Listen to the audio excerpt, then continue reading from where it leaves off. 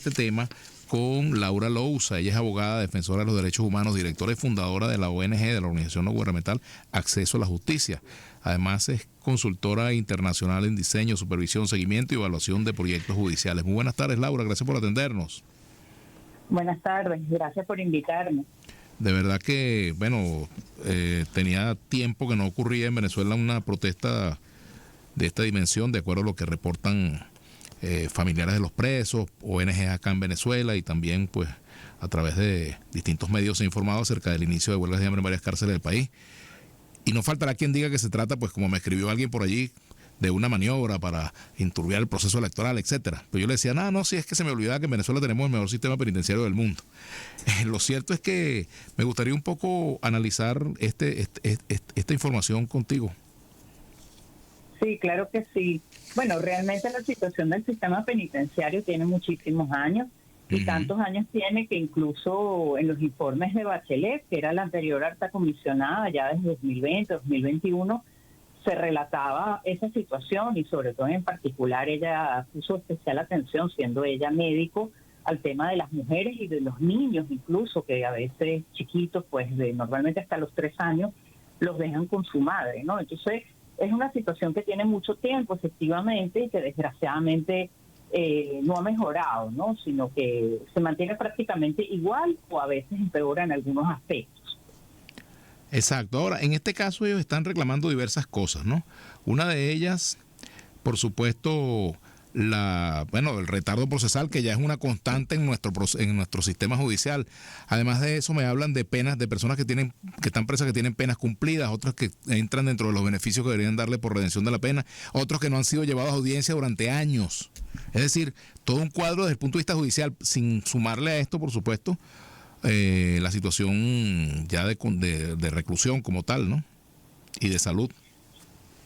Sí, exacto, efectivamente, y es lo que yo he estado viendo, que ellos lo que están reclamando más, además de la situación de salud, que es muy grave, la situación de hacinamiento, la situación, todo lo que es el tema de agua potable, todo lo que es el tema de falta de atención médica, todo lo que es el tema de la escasa comida o de la comida inadecuada, que no son temas menores, pero sobre todo, fíjate que están hablando es del sistema de justicia, porque ha habido una serie de traslados que se han estado haciendo, que sabemos, del sistema penitenciario desde el año pasado, y eso ha llevado que muchas de esas personas detenidas están lejos del tribunal donde tienen el caso. Entonces eso da pie a que el caso se retrase todavía más, porque entonces no los pueden trasladar. Si los trasladan tiene que ser por medios de la familia, pero entonces muchas veces el tribunal tampoco tiene las condiciones, o porque no tiene la infraestructura, la luz o cualquier cosa relacionada también con problemas de servicios básicos. Entonces ahí te das cuenta que efectivamente lo que denota esta huelga en particular, y como lo que tiene acentuado es justamente el tema del retardo procesal, pero con situaciones que se está viendo donde la falta de gasolina, la falta de los problemas de servicios públicos, problemas estructurales que tiene el país, están muy presentes también en los tribunales, en las fiscalías y en todo y afecta obviamente todo el sistema de justicia, como afecta a todo el mundo, ¿no? Por supuesto. Ahora, en este caso, aparte de los asuntos que tienen que ver con el retardo procesal, también hay casos emblemáticos de presos políticos, por ejemplo, en Venezuela, a quienes se les niega la posibilidad de tener un abogado propio, ¿verdad? Ese es otro caso que también, está dentro de la situación que ocurre en Venezuela, y eso le ocurre también a presos comunes que no tienen posibilidad de pagar un abogado, o incluso algunos casos que son emblemáticos que tampoco tienen posibilidad, que no tienen posibilidad de designar abogado pudiendo pagarlos, ¿no? Porque el sistema de justicia les impone a algunos de ellos abogados públicos, ¿no? O defensores públicos, mejor dicho. Sí, desgraciadamente nosotros lo denunciamos en un informe de acceso a la justicia que publicamos en 2021, si no me acuerdo, como en abril, sobre el tema de cómo funciona la administración de justicia penal, y ahí se ve que efectivamente el rol que debería tener la defensa pública, que debería tener el Ministerio Público, que debería tener los tribunales, se ha distorsionado, en el sentido que ha ido perdiendo lo que es el rol real. Entonces los tribunales no garantizan realmente los derechos de las personas, sobre todo los jueces, que tienen ese rol tan importante de proteger a las personas, y digan unas personas en condiciones de detención, el rol que tiene el juez de ejecución en particular, de supervisar lo que pasa en las cárceles. Y entonces, como decías tú, mucha gente que ni siquiera ha sido presentada, o sea, ni siquiera tiene un juicio y está allí, ya debería haber cumplido el tiempo de la sentencia, está detenida sin tener una audiencia de juicio como debe ser. Es decir, una situación de indefensión y de ausencia absoluta de justicia muy grave, que justamente empeora todavía esa situación y tiene a esas personas en un limbo jurídico y judicial absoluto, ¿no? Sin que ahí el sistema de justicia como tal, el mismo Ministerio Público, el fiscal, la Fiscalía haga nada. Y, por supuesto, la defensa pública, que en teoría debería ser la persona, el defensor público, con personas que son de escasos recursos, debería ser quien defienda a esa persona si esa persona no tiene un abogado privado. Eso en el caso, vamos a decir, de reclusos comunes, de personas presas comunes que presuntamente han cometido un delito. Pero tienes también, como decías tú, los presos políticos, que hay una nueva modalidad donde ya antes se trataba de imponerles un defensor público. Esto también está denunciado justamente en el informe del alto comisionado, en este caso la alta, cuando era ella Bachelet, del 2020, muy importante que hizo del sistema de justicia, y ella ahí habló del problema con la defensa pública, que se trataba de imponerle a los presos políticos un defensor público y no se les dejaba tener abogados propios. Pero hoy en día el asunto ha ido para peor, porque ni siquiera se les da su oportunidad, sino que se les obliga a tener ese defensor público y no se deja tener contacto con el abogado para que ni siquiera haya la oportunidad de nombrar. Entonces, bueno, la situación ha empeorado, desgraciadamente, sobre todo en cuanto a estos patrones de violaciones que se dan desde el sistema de justicia. No solo el problema carcelario como tal de la instalación, que es muy grave, porque si no hay mejoras, si no hay, hay más gente, si no hay mejoras en los servicios, pues todo, o mejora en la alimentación, todo eso empeora, obviamente. Pero el que el sistema de justicia no esté pendiente, los jueces no estén pendientes, eso agrava mucho las cosas. Una pregunta a propósito de una de tus actividades, Laura. Tú eres consultora internacional en diseño, supervisión, seguimiento y evaluación de proyectos judiciales. En Venezuela se ha hablado muchas veces de la reforma judicial. De hecho, recuerdo que en tiempos de la Constituyente, cuando yo estuve allí, se inició un proceso de tratar de adelantar muchos de esos casos que estaban bajo retardo procesal. Se nombró una comisión de reforma del sistema de justicia. En fin, los jueces se trasladaban a las cárceles. ¿Qué características debe tener al día de hoy en Venezuela un diseño para el seguimiento y evaluación del proceso judicial? ¿Y desde cuándo no se hace algo aquí, digamos, a fondo? Sí, fíjate, justamente en esa época yo estaba en el Tribunal Supremo y trabajaba en ese proyecto de modernización que fue bastante famoso. También trabajé con la Dirección Ejecutiva de la Magistratura. Sí, bueno, son muchos años ya, prácticamente después del inicio del chavismo hasta 2004, 2005 no se hizo nada en esa materia, y lo que fue el impacto de ese proyecto se fue perdiendo con los años por el mismo hecho que no se invertía, ¿no? En todo lo que vemos en el país, no se ha invertido en mantenimiento, no se ha invertido en renovación, y desgraciadamente eso ha llevado a que todo está en crisis, ¿no? Entonces, eso por un lado, eso en cuanto, vamos a decir, infraestructura, edificios, condiciones de servicio, tecnología, pero por otro lado, capacitación también del personal de manera adecuada, pero también por otro lado, efectivamente, en cuanto a los procesos, de cómo se dan los procesos de producción, llámese de sentencia, de tramitación de casos, etcétera, que al final son procesos que tienen varios pasos justamente. Eso también requiere una revisión como de la gestión, de la gerencia que se da allí y de mejoras, ¿no? Como cualquier empresa, por decirte, aunque sea una empresa pública. Y entonces eso, evidentemente, las reformas que ha habido no han cambiado. O sea, ya hace rato que se habla de este tema, de que ese plan que se llamaba Callapa hace mucho, en la época de Plan Chávez, Callapa judicial, sí. Bueno, sí, todo eso, pero entonces se reedita, se le cambia un poquito el nombre, lo último se llamó Revolución Judicial y tal, pero no hay un cambio estructural. Y lo más grave, y no se hace para realmente hacer justicia, sino que lo que se hace es que se le obliga a gente que a lo mejor ha cometido delitos inferiores a 8 años de prisión, que pueden salir si admiten los hechos, a que admitan los hechos, los sacan, los liberan, pero no hay realmente un proceso donde tú dices, bueno, esa persona de verdad cometió un delito o no, esa persona de verdad tiene condiciones, o si lo cometió, ¿qué pasó allí? o sea, no se sabe, sino que es una cuestión así bastante subjetiva, y bueno, y desgraciadamente manejada desde el poder político, pero no con condiciones reales de justicia, y muchas veces hasta imponiéndole a los jueces decisiones que ellos no quieren tomar, ¿no? Entonces, no hay una coordinación real y bueno, al final, evidentemente todo lo que estamos viendo, fíjate que ahí en la huelga también y en lo que dice, por ejemplo, el Observatorio Venezolano de Prisiones, que relata muy bien todo esto que está pasando. Así es. En la situación del sistema penitenciario, ahí tú te das cuenta que mucho de lo que se habla es la desidia, y es que ese es el gran problema del país y de las instituciones. Hay una gran desidia. Pero una pregunta, se creó un Ministerio de Asuntos Penitenciarios que se supone iba a resolver ese problema. Y yo no sé en cuántos países del mundo hay Ministerio de Asuntos Penitenciarios, pero se esperaba pues que diera resultados. Aquí se habló de cambio en la administración de las cárceles, de derrotar los pranes. Sin embargo, esta realidad sigue vigente en muchos de los centros penitenciarios. Hubo algunos de ellos que fueron tomados por el ministerio y que hubo un cambio de régimen, en fin, pero al final parece que es lo mismo, ¿no? Sí, fíjate que nosotros en Venezuela tenemos la costumbre para resolver un problema, se ve ahora, por ejemplo, que se está creando un ministerio para los adultos mayores, que me parece bien, pero un ministerio y un decreto, porque normalmente eso viene mucho de nuestra tradición española, del derecho, del tipo del derecho que nosotros tenemos, que es el derecho, pues, de los romanos y eso, pero tiene mucha tendencia, vamos a hacer una ley para arreglar un problema, vamos a crear un ministerio para arreglar un problema.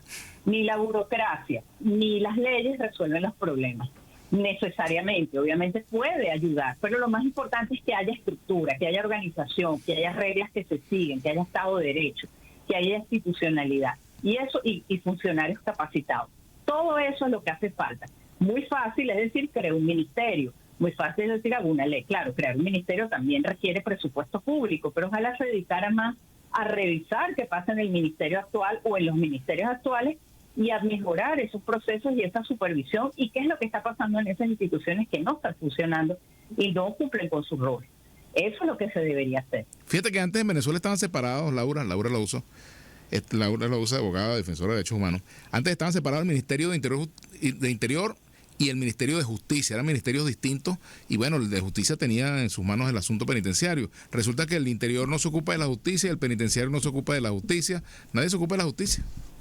Bueno, y el Tribunal Supremo de Justicia, bueno, todos sabemos la realidad que vive, ¿no? Sí, porque ese es el otro problema, que el Tribunal Supremo de Justicia se hizo dueño de todo el Poder Judicial con la nueva Constitución. La verdad que en esa época pensábamos que era lo mejor, porque había un Consejo de la Judicatura, que bueno, eso ya para otra audiencia quizás de más edad, pero bueno, el tema es que vemos ahí que sí, a veces poner o unir responsables hace que nadie sea responsable, o darle demasiada responsabilidad a alguien hace que nadie sea responsable tampoco, o que no se haga responsable. Entonces, realmente tú lo has dicho, o sea, es un problema de gerencia o de falta de ella. Entonces, eso es lo que hay que hacer. Por eso digo, había un proyecto que sí, que tuvo su efecto y se hizo hasta 2004, pero han pasado 20 años. Mira, tienes que reactivar planes de gerencia reales y todos estos planes Callapa, etcétera, misión seguridad, pues, ¿cómo se llama? También seguridad socialista, justicia socialista, son planes que no es que estén mal en sí, pero tampoco se han puesto en marcha como debería ser, y a veces el objetivo es distinto a lo que realmente se está vendiendo.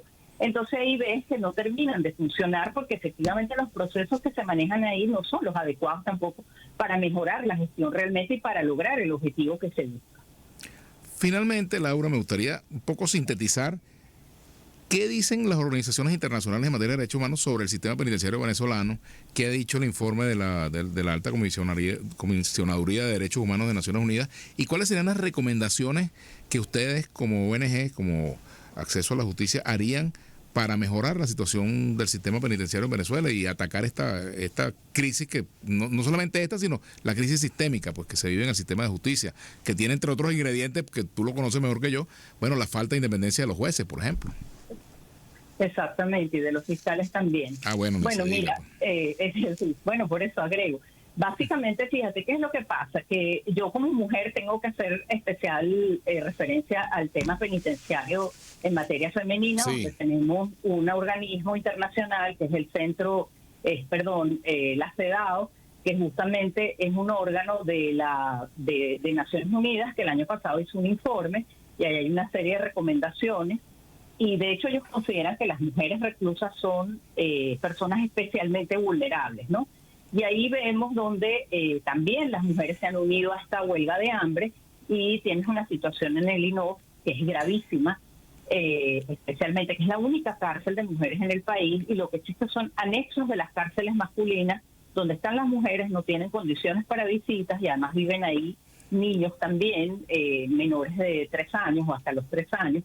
Entonces ahí, bueno, hay una serie de condiciones, evidentemente, de recomendaciones que se pueden hacer. Hay que permitir esas visitas conyugales, hay que crear condiciones, porque esas mujeres además están bajo el cuidado masculino, entonces hay una serie de abusos ahí, y hay que evitar también celdas castigos, a veces hay unas celdas castigos, con situaciones que prácticamente son de tortura. El tema que la familia prácticamente es como si estuviera presa también, porque es la que tiene que surtir todo a la persona que está ahí, tiene que pagar por todo lo que pueda existir que sea necesario, y evidentemente no hay condiciones de salud, no hay condiciones para las mujeres ni su higiene femenina, que es muy importante en las mujeres, ni agua potable, no se hable de los niños que están ahí, no se hable del tema de que si hay un momento dado que necesitan una atención médica, no la hay, ni un sitio, ni un servicio médico. Entonces, debo resaltar en el caso de las mujeres, pues que todo esto, dicho como problema, pero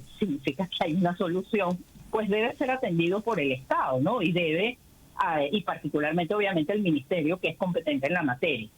Y luego, en el caso de las cárceles en general, bueno, estos problemas son los mismos. Evidentemente debería de haber nuevas cárceles. Aquí no se construyen cárceles hace rato, hubo toda una propuesta ahí, hubo algo, y eso se perdió, desgraciadamente. Ahí presuntamente hubo aparentemente corrupción, porque hubo una construcción contratada y eso no se dio. Entonces, evidentemente que ahí también no se puede seguir manteniendo a más gente en estos mismos sitios que fueron creados hace muchos años, además, que no han sido modernizados, no se crean nuevos centros, y además entonces ahora ahí están los calabozos policiales, que tienen ya rato que funcionan como cárceles. Y que también hay huelga en los calabozos policiales, por cierto, en 10 calabozos policiales. Así es. Entonces, por supuesto, es una situación muy irregular, que lo que hace es que se extiende, no se ve solución, no se implementa ninguna solución, y evidentemente cada vez empeora más. Entonces, estas personas, para ya tener hambre, porque normalmente hay mucha desnutrición y tuberculosis incluible por eso mismo, porque es una enfermedad derivada de la desnutrición en las cárceles, que esas personas además se sometan a una huelga de hambre, llama la atención del estado de desesperación, ¿no? Entonces, bueno, se tienen que construir cárceles, se tienen que dar las condiciones de salud, se tiene que dar la alimentación correcta, se tiene que eliminar el hacinamiento, se tiene que atender médicamente inmediatamente cuando es necesario, se tiene que evitar la violencia, se tiene que tener personas capacitadas ahí, personas que tengan compasión, que traten como seres humanos a las personas recluidas, independientemente de si cometieron o no un error determinado. Además, en un país, bueno, donde no sabemos ni siquiera si de la verdad están recluidas por razones de verdad de que cometieron un delito, pero vamos a decir que sí, pues son seres humanos al final del día y tienen una familia. Entonces hay que acabar con esa corrupción que existe tan grave ahí. Es decir, la lista es enorme y se nos podría ir el tiempo adicional de entrevista, ¿no? Pero evidentemente que todo esto ha sido resaltado por una serie de organismos de Naciones Unidas, el Comité de Derechos Humanos también, la Oficina del Alto Comisionado y otros organismos que lo han dicho también, que también de la Comisión Interamericana, etcétera, de la OEA, que no hacen más que hacer informes demostrando, más todas las ONG que se ocupan del tema, que aquí hay que cambiar las condiciones porque no puede ser así. Y que los temas que afectan a las personas reclusas, evidentemente lo que se hace es que se demuestra que hay un problema en el sistema de justicia, que no es solo de esas personas, sino cualquiera que tiene un juicio, cualquiera que está de alguna manera, aunque esté en libertad, relacionado con el sistema de justicia, y es un problema estructural realmente. Bueno, muchas gracias a Laura Louza. Ella es abogada, defensora de derechos humanos, directora y fundadora de la ONG Acceso a la Justicia. Gracias por acompañarnos, Laura. Bien, tiempo.